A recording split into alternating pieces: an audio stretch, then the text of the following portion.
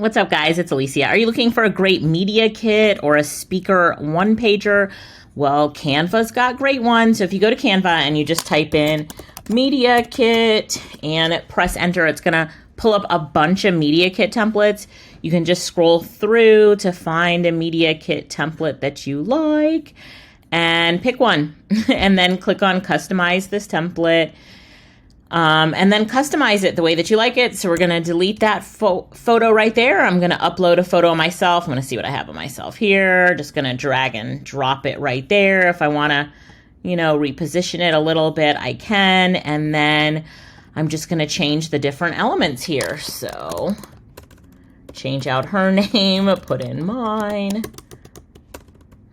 If I can spell my name.